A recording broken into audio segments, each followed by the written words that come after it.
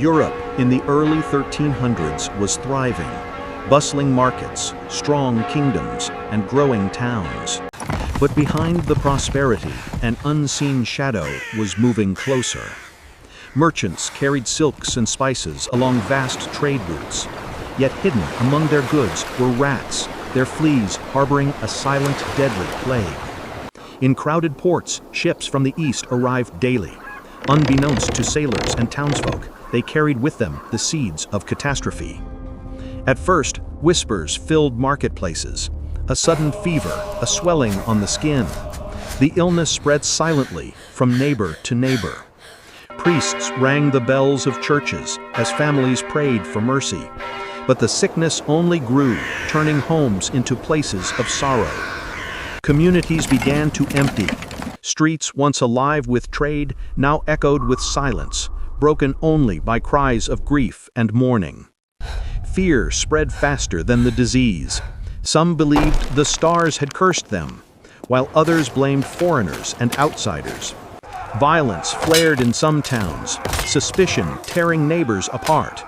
The plague was not only a disease of the body, but of trust and unity. In the countryside, fields were left unplowed, harvests rotted, and bread grew scarce.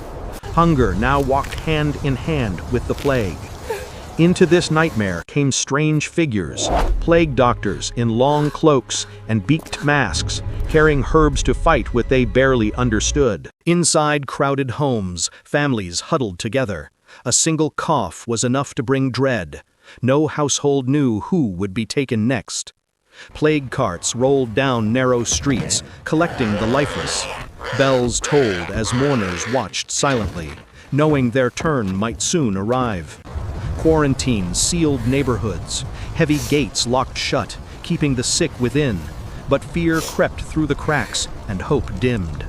Villagers fled to the countryside, clutching whatever they could carry. Yet the sickness followed, turning meadows and farms into places of loss. In monasteries, monks prayed over candles, chanting for salvation. But soon even their voices fell silent as illness spread through holy halls. Desperate townsfolk turned to rituals, burning herbs, carrying charms, and wearing talismans, clinging to any chance of protection from the invisible terror. Markets once filled with laughter became places of fear. Merchants avoided one another. Coins changed hands quickly, and bread was sold under trembling gazes.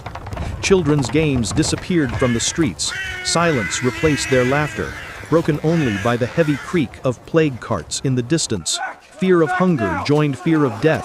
Families scavenged for scraps, trading possessions for food, desperate to outlast both famine and plague. Amid despair, flagellants marched through villages, whipping their own backs in hopes their suffering would drive the sickness from their lands. Blame spread faster than the plague itself. Outsiders, strangers, even neighbors were accused, as fear twisted into suspicion and violence. Across Europe, whispers grew louder. Some claimed the end of days had arrived, punishment from above for sins that could not be forgiven. Families shut themselves indoors, nailing windows shut. From outside, cries echoed faintly, then faded into silence, another house consumed by the sickness. At city gates, desperate travelers begged for entry. Guards stood firm, fearing the pestilence more than compassion. Many perished on the threshold. In the countryside, overgrown fields told of absence. Farmers lay sick, their tools abandoned, while weeds overtook the once-ordered furrows of wheat and rye. Churches overflowed with the grieving. Priests swung incense to mask the stench, their prayers rising with smoke, even as faith wavered under the weight of despair.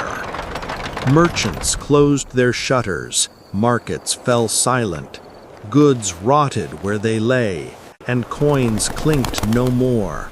The lifeblood of cities drained away. In plague pits, shrouded figures lowered bodies into the earth. Each grave was filled too quickly, earth unable to keep pace with death. Soldiers patrolled deserted streets, torches in hand, burning homes marked with sickness. Fire became a weapon against the invisible foe. In Venice, ships lay anchored in silence. Their crews, stricken, turned harbors into floating tombs, carrying the plague from one shore to the next. In Paris, bread riots erupted. Hunger drove families to violence, tearing loaves apart while soldiers struck back, adding steel to the chaos already spread by disease. Quarantines became harsher. Entire households were boarded inside their homes, marked with dark symbols. From within, muffled cries echoed until silence claimed them all. Flagellants marched barefoot, whipping their backs in hopes of divine mercy. Blood marked their path as chants carried through frightened towns and villages. Blame turned to bloodshed. Accusations of sorcery and betrayal ended in flames, as innocent lives were consumed by fear and fire alike. Monasteries, once thought safe, fell silent. Monks collapsed at their altars, leaving incense smoldering beside lifeless forms. Even holy ground proved no shield. A noble's banquet hall, once filled with laughter, grew still.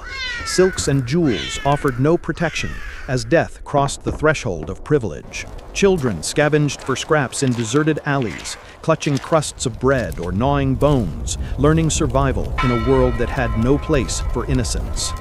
Doctors in beaked masks moved through the sick, herbs packed in their masks, sticks in hand, fragile barriers against the unseen breath of death. At the docks, entire families tried to flee by boat. Oars dipped into black waters, yet sickness followed, carried upon every vessel. The plague crossed borders with ease. What began in one city soon spread to another, carried by merchants, rats, and fear itself, leaving no corner untouched. Venice sealed its gates. Ships rotted in the harbor, crews abandoned on their decks. The sea itself became a floating grave. Please. Inside the walls, hunger spread faster than the plague. No! Families turned on one another for scraps, survival demanding choices sharper than steel. In darkened bakeries, doors stayed barred. A father's fists bled against the wood, children coughing behind him, while soldiers ordered silence with drawn blades. Torches lit the night as guards burned infected homes. The smoke carried both ash and prayer into skies already heavy with despair.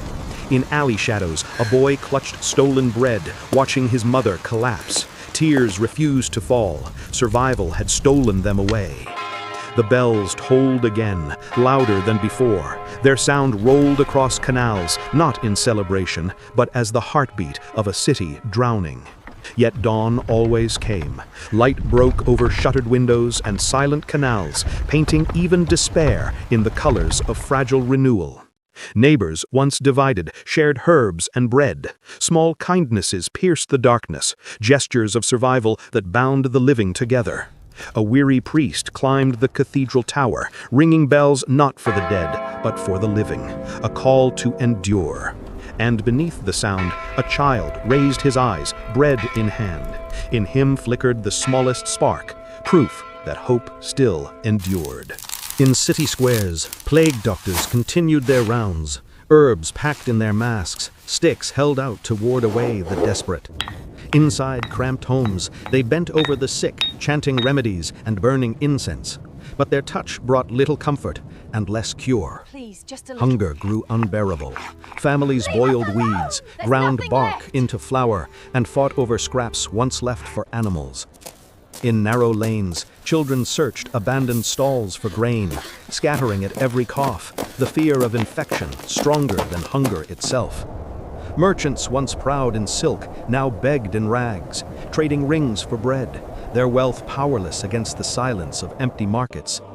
In monasteries, monks copied prayers onto parchment, their quills shaking even as brothers collapsed beside them in the scriptorium. Fields lay untended, plows rusted, livestock wandered, and weeds choked the soil. Famine following pestilence like a second shadow. In villages, church doors stayed barred. Only the toll of a single bell marked the hours, a hollow rhythm of survival.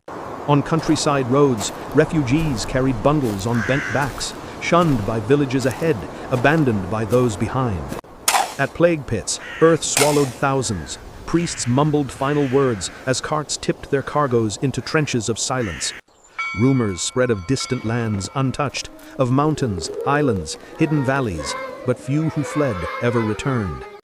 Communities fractured. Some sought scapegoats, turning against neighbors with fire and stones, as if hatred could burn away disease. And yet, kindness endured. A loaf split between strangers, herbs left on doorsteps, hands clasped in prayer despite the risk. Slowly, the fever burned itself out. Streets emptied of death carts, silence giving way to the first hesitant laughter of survivors. In shattered towns, bells rang once more, their sound no longer mourning, but a fragile song of endurance. The Black Death did not end humanity. From the ashes arose resilience and the promise that even in darkness, life would find a way. If you learned anything valuable from this video, like and subscribe. We'll rewatch the glorious pages of different European empires that shaped the world we currently know. Until next time.